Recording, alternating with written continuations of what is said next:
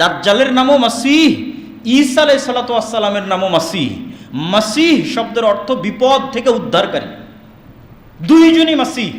আর এক হাদিসে রাসূলুল্লাহ সাল্লাল্লাহু আলাইহি ওয়াসাল্লাম বলছেন, হে আমার সাহাবীরা, তোমরা এমন এক শহরের কথা শুনেছো, সামি'তুম বিমাদিনাতিন জানিবুম মিনহাল বার ওয়া জানিবুম মিনহাল বাহর, এমন এক নগরীর কথা শুনেছো যার এক পাশে সমতল আর এক পাশে সমুদ্র।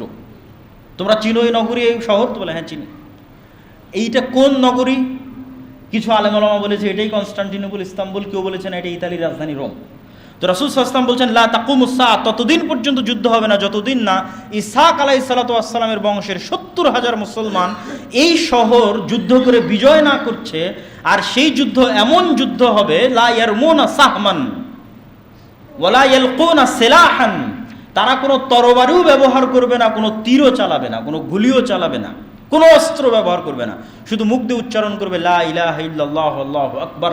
শুধু এই আওয়াজে শহর বিজয় হয়ে যাবে, শহরের দেওয়াল পড়ে যাবে। পৃথিবীর সবচেয়ে পাওয়ারফুল শক্তি হচ্ছে আওয়াজ। এই হাদিস বলে আমি আমার জিকিরের আলোচনায় বলেছি, এই হাদিস বলে যে পৃথিবীর সবচেয়ে পাওয়ারফুল এনার্জি, পাওয়ারফুল জিনিস হচ্ছে আওয়াজ। আওয়াজ আল্লাহ সুবহানাহু ওয়া তাআলা ব্যবহার করে। কুন ফায়াকুন, হও হয়ে যাও। আল্লাহ সুবহানাহু ওয়া তাআলা আওয়াজ কুন ফায়াকুন, হও হয়ে যাও আদেশের মাধ্যমে সকল কিছু কমপ্লিট করে দেন, সম্পূর্ণ করে দেন। জাদু টোনা থেকে বলেন, মন্ত্র থেকে বলেন, বদনজর থেকে বলেন, সবকিছু আওয়াজের ভিত্তিতে। আবার ওইটা থেকে বাঁচার যে স্ট্র্যাটেজি, সেটাও আওয়াজ। আওয়াজ যেহেতু সবচেয়ে পাওয়ারফুল, এই জন্য উম্মতে মুহাম্মাদীকে আল্লাহ সুবহানাহু ওয়া তাআলার পক্ষ থেকে এমন মুজিজা দেওয়া হয়েছে, পার্মানেন্ট মুজিজা, যেটা মূলত আওয়াজ, সেটা হচ্ছে কোরআন। কেন কোরআন কার আওয়াজ?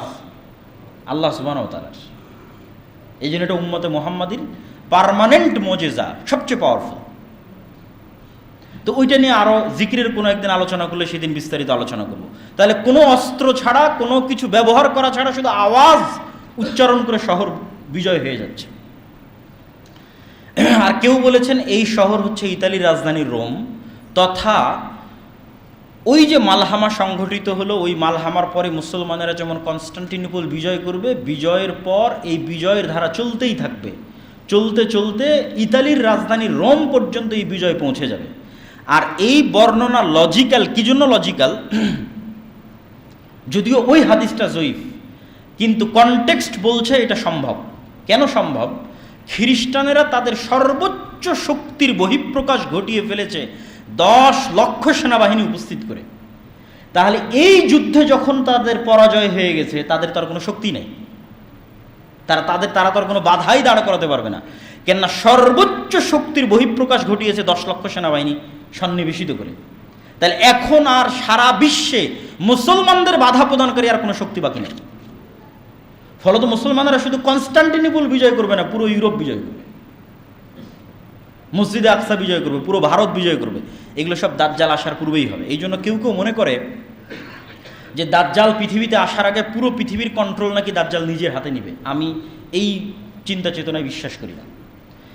হাদিসের কনটেক্সট বলতেছে দাজ্জাল বের হওয়ার আগেই, ঈসা আলাইহিস সালাতু ওয়াস সালাম আসার আগেই সারা পৃথিবী মুসলমানরা বিজয় করে নিচ্ছে। এখনো তো দাজ্জাল আসেনি। 10 লক্ষ সেনাবাহিনী পরাজিত হয়ে গেছে, কনস্টান্টিনোপল বিজয় হচ্ছে, ইতালির রাজধানী রোম বিজয় হচ্ছে। কোনো নবী নাই, নতুন কোনো নবী নাই, নতুন কোনো কোরআন নাই, নতুন কোনো হাদিস নাই, আমার আপনার মতো মুসলমানেরা বিজয় করতেছে। আল্লাহু আকবার।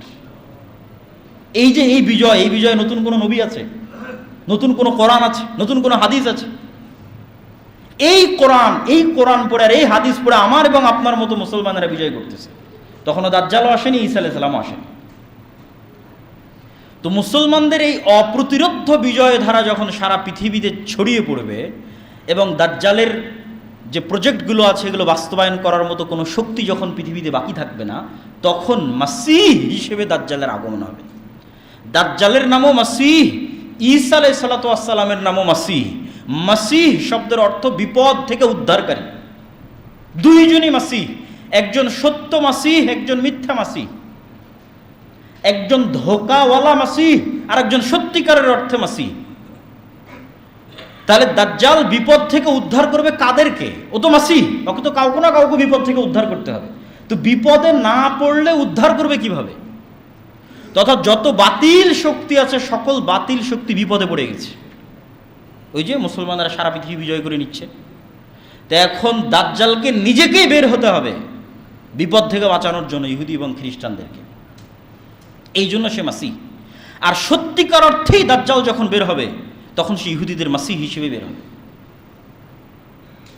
এবং আজকের মুসলমানেরা যারা এই মালহামা বিজয় করলো, যারা কনস্টান্টিনোপল বিজয় করলো, যারা ইতালি বিজয় করলো, মসজিদে আকসা, ভারত ইত্যাদি সব বিজয় করলো, সারা পৃথিবী তাদের কন্ট্রোলে, তারা এক দিনে, এক সেকেন্ডে দাজ্জালের আবির্ভাবের মাধ্যমে সকল ক্ষমতা হারিয়ে ফেলবে। একদিনে, এক সেকেন্ডে সকল ক্ষমতার কেন্দ্রবিন্দু চলে যাবে দাজ্জালের হাতে। কেন? সে অতি অলৌকিক, অতি এক্সট্রা অর্ডিনারি পাওয়ার দিয়ে আল্লাহ সুবহানাহু ওয়া তাআলা তাকে পাঠাবে। দাজ্জালের এই বিশ্বাসকে বাইবেলের প্রফেসিতে বলা হয়েছে অ্যান্টিক্রাইস্ট। তিনটা ধর্মই, ইহুদি, খ্রিস্টান এবং মুসলমান, তিনটা ধর্মই বিশ্বাস করে কিয়ামতের পূর্ব মুহূর্তে একজন মাসিহ উদ্ধারকারী আসবেন। খ্রিস্টানরা তো এ পর্যন্ত বিশ্বাস করে যে ঈসা আলাইহিস সালাম আসবেন, কিন্তু খ্রিস্টানদের ঈসা আলাইহিস সালাম আসার, আমাদের ঈসা আলাইহিস সালাম আসার মধ্যে পার্থক্য কি? খ্রিস্টানরা বিশ্বাস করে ঈসা আলাইহিস সালাম মারা গেছেন, পুনরুজ্জীবিত হয়ে আসবেন। আর আমাদের বিশ্বাস হচ্ছে ঈসা আলাইহিস সালাম মারা যাননি, আল্লাহ আকাশে উঠিয়ে নিয়েছেন, আবার পাঠাবেন। কিন্তু খ্রিস্টানরাও জানে যে ঈসা আলাইহিস সালাম আসবে। এবং আজকের খ্রিস্টানদের সাথে ইহুদিদের যে ঐক্য, এই ঐক্যের পিছনের লজিকটা কি জানেন? যেখানে ইহুদিরা বিশ্বাস করে মারিয়াম আলাইহিসসালাতু ওয়াসসালাম হচ্ছেন নাউজুবিল্লাহ ব্যভিচারিণী এবং ঈসা আলাইহিসসালাতু ওয়াসসালাম হচ্ছেন অবৈধ সন্তান, নাউজুবিল্লাহ, সেখানে তো খ্রিস্টানদের সাথে ইহুদিদের মার কাট সম্পর্ক হওয়ার কথা। তা না হয় ওরা আজকে জোট হয়ে গেল কী করে? আজীবন এদের মধ্যে মার কাট সম্পর্ক ছিল। তো এটার ব্যাখ্যায় অনেকেই লিখেছেন যে খ্রিস্টানরা বিশ্বাস করে যতদিন আমরা ইহুদিদেরকে জেরুজালেমে প্রতিষ্ঠিত না করতে পারবো ততদিন অ্যান্টিক্রাইস্ট আসবে না, আর যতদিন অ্যান্টিক্রাইস্ট আসবে না ততদিন ঈসা আলাইহিস সালাম আসবে না। ফলত ইহুদিদেরকে হেল্প করে এদেরকে জেরুজালেমে একত্রিত করো, তাহলে অ্যান্টিক্রাইস্ট আসবে, অ্যান্টিক্রাইস্ট আসলে ঈসা আলাইহিস সালাম আসবে। এগুলো আমার যে একটা লম্বা বিস্তারিত ভিডিও আছে এই কিয়ামতের পূর্ব মুহূর্তের ফিতনা সম্পর্কে আল ইতিসাম টিভিতে, সেখানে আরও বিস্তারিত বলা আছে। তো জুমার খুতবাতে এত সময় পাওয়া যাচ্ছে না। তো আমরা চলে আসলাম দাজ্জালের পয়েন্টে। মুসলমানদের এই যে ধারাবাহিক বিজয়, এই বিজয়ের পরিপ্রেক্ষিতে এবার দাজ্জাল বের হবে। দাজ্জাল সম্পর্কে রাসূলুল্লাহ সাল্লাল্লাহু আলাইহি ওয়াসাল্লামের দুইটা হাদিস না বললেই নয়। একটা হাদিস হচ্ছে তামিম আদ-দারির হাদিস, যে একদিন আল্লাহর নবী মসজিদে নববীতে সব মানুষকে সালাতের পরে বসো। আজকে আমি তোমাদেরকে নিজে থেকে কোনো হাদিস শোনাতে আসিনি, আজকে আমি এমন এক হাদিস শোনাবো যে হাদিস তামিম আদ-দারি আমাকে শুনিয়েছে, যে হাদিসের কথা আমি তোমাদের বলতাম। আমি তোমাদের দাজ্জালের গল্প শোনাতাম, আজ তামিম আদ-দারির মুখে তোমরা শোনো দাজ্জালের গল্প।